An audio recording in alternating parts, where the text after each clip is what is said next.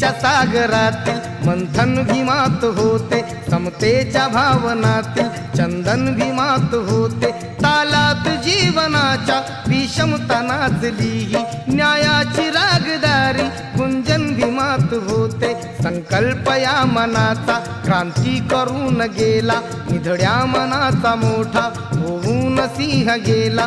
दिपविले कैक ज्ञानी माझ्या धुरंधराने, इतिहास घडविला माझ्या युगंधराने। ती आस नाही केली श्रीमंतीच्या धनाची, फुलविली बाग ऐसी येथे परिश्रमाची।